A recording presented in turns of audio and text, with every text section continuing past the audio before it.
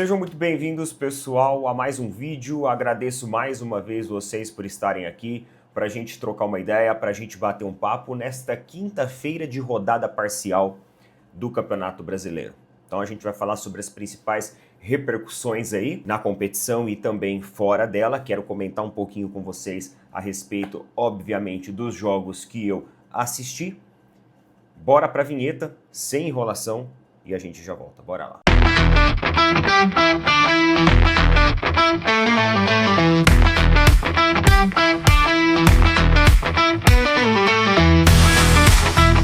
E meus amigos, é o seguinte, ó, já vou mandar a real aqui para vocês.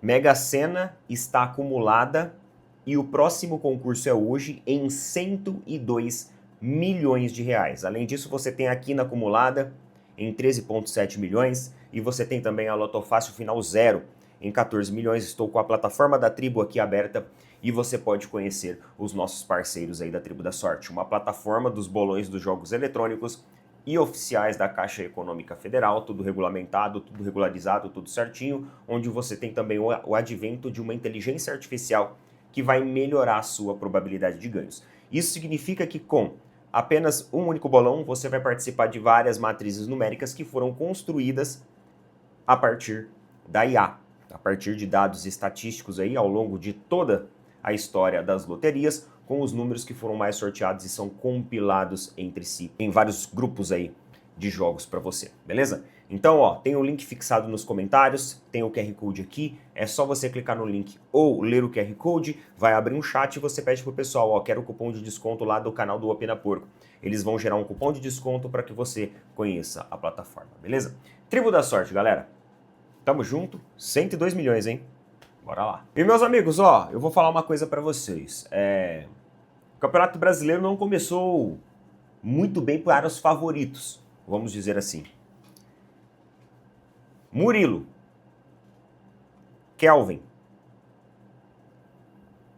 Sousa.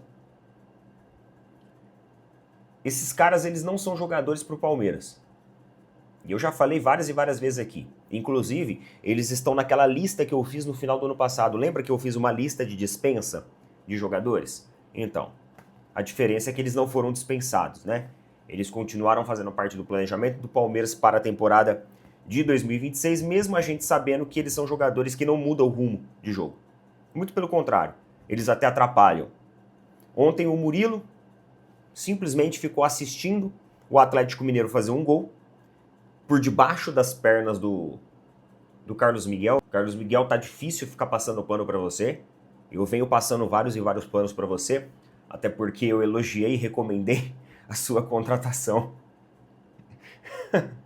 Então eu tenho que passar o pano. Mas tá complicado, porque todo jogo você leva gol debaixo da perna. Jogo passado aconteceu isso. No jogo de ontem aconteceu 2 vezes. É que um gol foi anulado. A sorte é que o jogador estava em impedimento e o gol acabou sendo anulado. Mas todo jogo você leva gol debaixo das pernas. Pô, tu tem que fazer uma base de goleiro mais estreita. Tem que trabalhar isso, tem que aprimorar essas jogadas rasteiras. Porque parece que jogada rasteira bateu, levou, principalmente debaixo das pernas. Não é possível que o núcleo de treinamento de goleiros do Palmeiras não esteja enxergando essa fragilidade. Eu sei que você é um cara alto, consequentemente você tem uma distância entre os seus pés, o início do seu tronco, ela é maior. Isso faz com que você tenha uma base, na hora de fazer a base do goleiro, devido à sua anatomia, que você tenha uma base mais exposta para eventuais chutes rasteiros. Mas não dá para ficar todo jogo levando o gol desse jeito, porque isso daí acaba estragando a sua reputação. Nem todo mundo vai pegar e vai pensar assim, ah não, mas é que anatomicamente falando, o jogador, como ele é muito alto, ninguém vai parar para ficar olhando por esse lado. Os caras vão olhar pelo lado de frangueiro, pelo lado dos memes, da zoação. É disso que os caras vão falar. Então não dá. Tem que aprender a trabalhar melhor bolas rasteiras, tem que aprender a fechar melhor os espaços, né, entre as pernas. fechar melhor as pernas, aprenda a fechar melhor as pernas. E aí eu acho que já vai ser de grande ajuda. Pelo menos não vai levar esse tipo de gol. Mas o Murilo também teve culpa no cartório, ficou lá assistindo, não fez porcaria nenhuma. E aí depois você tem o Kelvin, que simplesmente o Scarpa, em um belo lançamento do Scarpa. O Scarpa entrou bem no jogo ontem contra o Atlético Mineiro. Ele saiu do banco de reservas, entrou, deu uma assistência. O Kelvin achou tão lindo o chute do Scarpa. Foi um chute bonito, foi um lançamento muito bonito. A bola fez a curva assim, foi um lançamento na área muito bonito que o Kelvin não resistiu. Ele resolveu chutar para dentro do gol a bola. Falha defensiva do jogador do Palmeiras, que chutou a bola em cima do gol do Palmeiras, e falha de comunicação também entre Carlos Miguel e Kelvin. Porque naquele momento é pro Carlos Miguel sair e falar assim, é minha, deixa que eu vou. Não, o Carlos Miguel ficou parado, esperando o Kelvin recuar, fazer alguma coisa. O Kelvin vai com a perna na bola, né, com o pé na bola, e manda a bola para dentro do gol. E faz um belo gol. O problema é que foi contra. Pô, assim não dá. Assim não dá. Sousa é outro também. Começou desde o início do jogo, cisca, saracutia para um lado, saracutia por outro, e nada acontece. Não é um cara que quebra linha, não é um cara que coloca um centroavante em condição, não é um cara agudo, não. Ele faz uma fumaça danada, só que resultado, esqueçam, resultado não tem. Então a equipe do Palmeiras, ela vem provando jogo após jogo, que ela é uma equipe muito fácil de ser marcada. Você não precisa de uma marcação dupla para neutralizar os espaços de certos jogadores. Você consegue fazer isso. Agora, o que salvou ontem foi o Flaco Lopes e o Vitor Roque. Entraram bem, jogaram bem. Vitor Roque entrou nos últimos 15 minutos de jogo. Eu não consigo entender, dentro de uma competição de Campeonato Brasileiro. A gente vai disputar a Supercopa, Abel? A gente vai disputar a Supercopa no domingo? É Palmeiras e Flamengo na Supercopa? Acho que não, né? É Corinthians e Flamengo na Supercopa no domingo, não é? Então por que raios você deixa para colocar o Vitor Roque faltando 15 minutos para acabar o jogo? Um dos nossos principais jogadores. Que inclusive entrou fazendo gol. Chamando responsabilidade, fazendo gol, ganhando aos trancos e barrancos na força ali do marcador do Atlético Mineiro, mas colocando a bola para dentro. É isso, colocando a bola para dentro. Não tem como colocar um jogador desse faltando 15 minutos para o final do jogo, onde a gente precisa da vitória. Palmeiras empata com o Galo, mas empata com aquela sensação, sabe aquela sensação assim de, pô, dava para ter ganhado? Sabe aquela sensação, pô, se tivesse mais capricho, se não tivesse tanta, desculpa a palavra, mais cagada dos zagueiros, a coisa teria fluído? É essa sensação que a gente tem mais uma vez. E aí o Abel vem na coletiva, faz aquelas parábolas dele. Ah, nem Senna, nem Verstappen ganham todas.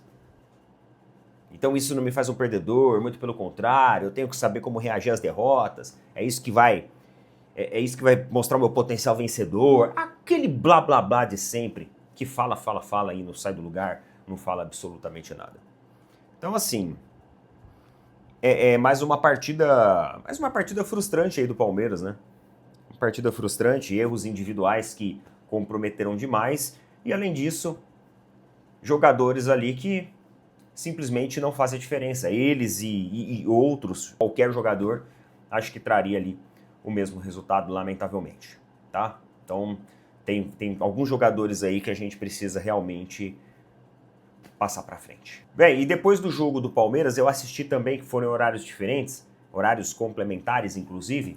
Palmeiras foi às 7, São Paulo e Flamengo foi às 21h30. E aí terminou esse jogo, eu fui assistir o do São Paulo e Flamengo. E, cara, o Flamengo começou muito bem a partida em cima do São Paulo. São Paulo vive uma crise absurda, uma crise danada. Agora o Rafinha chegou lá como um dos dirigentes, né, como diretor de futebol de São Paulo, pediu o apoio da torcida, tentou mobilizar o máximo de torcedores possíveis para ir até o Morumbis apoiar a equipe. Teve toda essa questão aí do Casares, que foi afastado, né? Depois renunciou aí ao cargo lá no São Paulo. Enfim, escândalos e mais escândalos. E o São Paulo entrou em campo no ritmo de um time em crise. São Paulo entrou em campo com 20, 22, 23% da posse de bola, basicamente deixando o Flamengo muito à vontade dentro do seu próprio campo. São Paulo não avançava muitas linhas, São Paulo tinha claramente o receio de sair, criar espaços para que o Flamengo se infiltrasse e de repente fizesse gols. Montou duas paredes ali, vou chamar assim, duas paredes, duas linhas defensivas. No momento que o Flamengo projetava suas linhas, o São Paulo descia essas duas linhas toda para a área e formava um paredão defensivo para que o Flamengo não conseguisse se infiltrar. Mesmo com o Cebolinha tentando boas articulações ali pelo lado, o Pedro puxando um pouco dos marcadores dentro da área, como o pivô ali, o Flamengo não conseguia ser muito criativo, não. Mantinha posse, mantinha domínio, mantinha a maior parte das projeções e articulações ofensivas, mas não convertia muitos chutes a gol. O São Paulo, por si só, aproveitava do quê? Dos contra-ataques. Tentava sair em contra-ataque em velocidade, mas no primeiro tempo isso não funcionou. Por que que isso não funcionou? Porque muitas vezes, como o time estava muito recuado, quando sobrava um contra-ataque, certos jogadores não conseguiam acompanhar esse contra-ataque. E aí acabava que ou o São Paulo errava um passe, ou o contra-ataque ele simplesmente não encontrava uma conexão com algum outro jogador, porque a equipe estava muito recuada.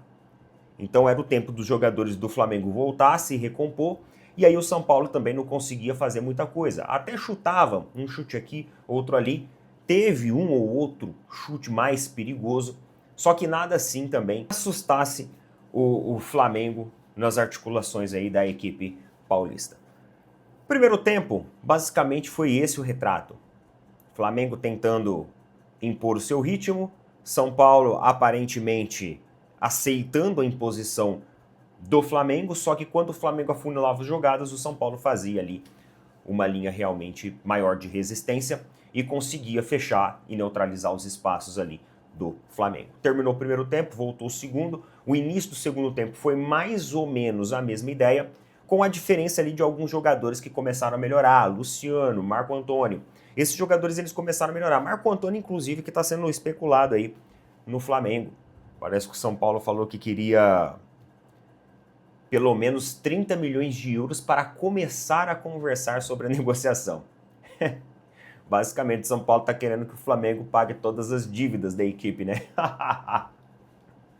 Pô, 30 milhões de euros no Marco Antônio, ele não vale tudo isso. Não vale tudo isso. Fez uma partida no segundo tempo boa, uma partida muito honesta, muito boa. Puxou muitas vezes as articulações ofensivas que culminaram em jogadas de perigo e até em jogadas de gol do São Paulo, na virada que o São Paulo fez em cima do Flamengo, mas mesmo assim 30 milhões de euros, meus amigos, vocês realmente estão querendo aí se aproveitar. É aquele negócio, né? Quando o cara vê um possível cliente rico entrando na loja, os caras eles tendem a inflacionar o preço. Essa estratégia não dá certo, viu? Essa estratégia não dá certo, nem aqui no mundo real, muito menos no futebol. Essa estratégia não é legal. Você nunca deve inflacionar o preço dos seus produtos em virtude do seu cliente ter dinheiro. Tem que ser o mesmo ali praticado para todos. Dessa forma aí que tem que funcionar a economia. Tem muita gente que se lasca com isso e o São Paulo pode se lascar tentando dar um desperto. Mas vamos lá. Marco Antônio fez uma partida muito boa no segundo tempo, né? Primeiro tempo apagadíssimo, mas no segundo tempo ganhou espaços, pôs mais em cima do Flamengo, mas é o Flamengo que faz o primeiro gol com uma jogada ali do... É espetacular do Pedro, né? O Pedro, ele dá com o peito, né? Ele dá uma assistência com o peito pro gol do Gonzalo Plata, Flamengo abriu 1-0 e naquele momento, cara, eu achei que o Flamengo dominava ainda a partida. O Flamengo ainda estava sendo mais ofensivo, mais incisivo. E eu achei que o Flamengo ia dominar a partida. E aí o Pedro, logo que tem o gol ali, com a bela assistência dele, o Pedro é substituído pelo Felipe Luiz. Felipe Luiz começa a fazer algumas mudanças na equipe, e essas mudanças eu acho que deixaram o Flamengo mais devagar. Deixaram o Flamengo mais devagar. Me parece que o time meio que pregou em campo, chegava sempre atrasado, né? Os jogadores ali, Jorginho, Pulgar, Arrascaeta, parece que eles sempre chegavam atrasados. para as jogadas no momento que elas aconteciam. E aí o São Paulo buscou o empate, depois fez o segundo gol. Além disso, teve uma colaboração do Pulgar à la Kelvin, né? Quase igual a do Kelvin. A do Kelvin foi gol, o Kelvin fez o gol contra. O Pulgar, ele deu uma assistência para o jogador do São Paulo concluir e fazer o 2-1. E a partir daí, é o festival de cãibras, é o cai-cai, é aquele jogo amarrado. O Flamengo até achou boas oportunidades e inclusive no finalzinho, cara, no último segundo, literalmente no último segundo de jogo, o Arrascaeta encontra uma bola ali dentro da área, livre, num rebote livre para ele. O gol ali, ele estava na diagonal, o gol estava praticamente livre para ele. E ele chuta no momento do chute, ele é tocado no calcanhar ali pelo jogador de São Paulo e acaba caindo. E muitos torcedores, até mesmo o próprio Arrascaeta, jogadores do Flamengo, começaram aquele fuá que até o Felipe Luiz teve que sair do banco de reservas, depois que terminou o jogo, para tirar os jogadores do campo. O Felipe Luiz tirou os jogadores do campo porque o Wilton começou a distribuir o cartão vermelho. Uma reclamação demasiada por parte dos jogadores flamenguistas. Deu o cartão vermelho pro Jorginho, e aí o Felipe Luiz vai lá, calma, para com isso, deixa disso, e começa a tirar, afastar os jogadores do Flamengo, porque afinal, quem se lasca com isso é a equipe, é o técnico, porque agora o Jorginho vai ter que cumprir uma suspensão devido a um cartão vermelho, e é capaz ainda de ser denunciado ao STJD. Sendo muito sincero com vocês, muitos torcedores falaram que aquele lance lá foi pênalti. Ah, foi pênalti e tal. Eu vi vários ângulos. Realmente o toque ele existe. Agora, eu não sei dizer para vocês se o toque ele é suficiente para atrapalhar o Arrascaeta na finalização. O Arrascaeta de fato estava com uma boa visão, com um bom ângulo e com uma boa condição de fazer o gol. Isso de fato ele estava. Mas no momento do chute é onde você tem, sutilmente, né? Parece que raspa o calcanhar do jogador. Se é impacto ou não para atrapalhar o chute dele, eu não sei. Eu só sei que isso provocou uma revolta generalizada na equipe, inclusive do próprio Arrascaeta, e vários torcedores do Flamengo reclamaram também do pós-jogo. Agora, eu vi alguns torcedores falando o seguinte, e eu acho que é mais ou menos nessa linha, tá? Que a gente tem que pensar. Eu, pelo menos, vejo dessa forma quando o Palmeiras tem resultados ruins, resultados adversos. Cara, independente de ter sido pênalti ou não, vamos olhar o retrato do jogo. A forma passiva, como no segundo tempo, o Flamengo, ele jogou frente ao São Paulo, que jogou com muita garra, com muita vontade, com muito afinco, ela não deve ser permitida numa competição de Campeonato Brasileiro. Eu vi muitos torcedores falando isso. Independente de ter sido pênalti ou não, a postura dos jogadores que entraram, né? Quando o Felipe Luiz mexe e mexe mal no time, os jogadores entraram totalmente cansados. Agora, pode existir a possibilidade deles estarem tirando um pouco o pé. Esses jogadores que entraram no segundo tempo, principalmente. Pode existir a possibilidade desses jogadores estarem tirando o pé por causa da Supercopa? É provável que sim. Pode ser que sim. Mas mesmo assim, quando você pega um clube numa crise que está o São Paulo, totalmente desestruturado, desorganizado, a equipe do Flamengo, pelo elenco que tem, pela continuidade técnica, ela tem que fazer jus a um resultado. Isso é um fato. Isso é um fato. Eu entendo a frustração dos torcedores flamenguistas de estrear no Campeonato Brasileiro com uma derrota, porque o Palmeiras estreou com um empate e eu não achei legal. Então eu compreendo totalmente. Independente se o lance foi pênalti ou se não foi pênalti,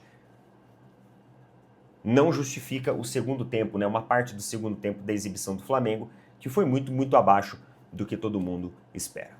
E por falar em Flamengo, o Lucas Paquetá vai chegar hoje, né, para a apresentação, fazer os exames médicos e começar. A intenção do Flamengo é na Supercopa o jogador já estar à disposição. E o Guardiola, em entrevista à TNT Sports, mandou um recado para o Lucas Paquetá. Ele ficou sabendo dessa transferência, né, do jogador do West Ham para o clube brasileiro e falou o seguinte, ó, bom, ele protege bem a bola, sabe fazer gol, tem personalidade, é um atleta fantástico. Me alegra muito que decidiu ir ao Brasil para ficar com quem gosta. Desejo a ele tudo de melhor disse o treinador do Manchester City, que já teve interesse na contratação do jogador, mas o jogador acabou não sendo contratado. Estava com uma proposta de mais de 70 milhões de euros na época, de libras, eu acho, na época, e acabou não contratando o jogador em virtude daquelas acusações ali do esquema de apostas, que o jogador, inclusive, foi absolvido e foi inocentado. E a Chapecoense vai liderando o Campeonato Brasileiro. Chapecoense, vamos lá, vamos à atualização da tabela do Brasileirão? Chapecoense em primeiro lugar, Vitória em segundo lugar, Fluminense em terceiro, Bahia... Fluminense, Bahia e São Paulo, tá todo mundo em terceiro, todo mundo empatado. Aí você tem o Atlético Paranaense em sexto, Bragantino sexto também, Palmeiras e Atlético Mineiro em oitavo, Botafogo em décimo. Às 20 horas tem Mirassol e Vasco na casa do Leão, tá bom? Bem, desejo para vocês uma excelente quinta-feira, tamo junto, valeu, falou, até mais.